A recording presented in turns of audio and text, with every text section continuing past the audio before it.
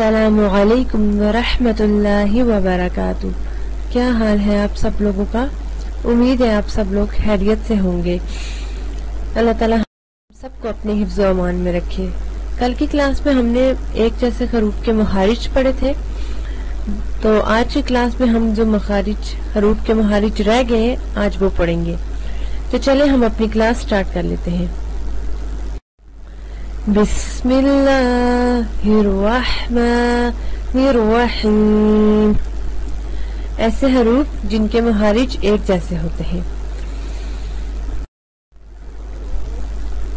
सबसे पहला हरूफ है इसमें जा। जा का महरज है जुबान की नोक और ऊपर नीचे के दांत जब आपस में मिले। जा का महरज है जुबान की नोक और ऊपर नीचे के दांत जब आपस में मिले। उसके बाद जो हरूफ है हमारे पास वो है सीन।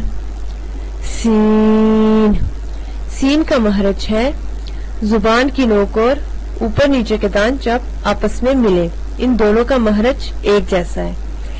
अगला हरूफ जो हमारे पास आता है वो है खा।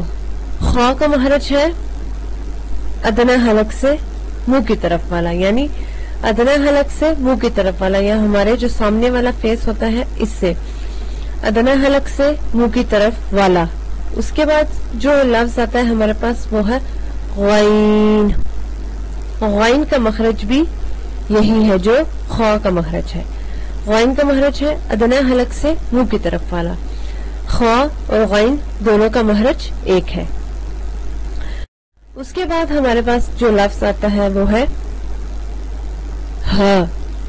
हा का महरज है अक्सर हलक से यानी सीने की तरफ वाला। अक्सर हलक से सीने की तरफ वाला। उसके बाद जो हर्फ आता है वो है हमारे पास हमजा। हमजा हमजा का महरज है अक्सर हलक से सीने की तरफ वाला, यानी हा और हमजा इन दोनों का महरज सेम है, एक जैसा है। उसके बाद जो हरूफ हमारे पास आता है वो है या। ठीक है, या का महरज है वस्ते जुबान और बिलमुकाबिल तालु। उसके बाद जो है वो है हमारे पास आता है या। इसका भी महरज यही है जो या का महरज है वस्ते जुबान और बिलमुकाबिल तालु। तो ये हरूफ थे हमारे पास जिनका महरज एक जैसा है। इंशाअल्लाह नेक्स्ट क्लास में हम जो सा हरूफ मद्दा के बारे में पढ़ेंगे। हरूफ मद्दा कितने होते हैं, तो ठीक है। अस्सलामु अलैकुम वरहमतुल्लाहि वबरकातुह।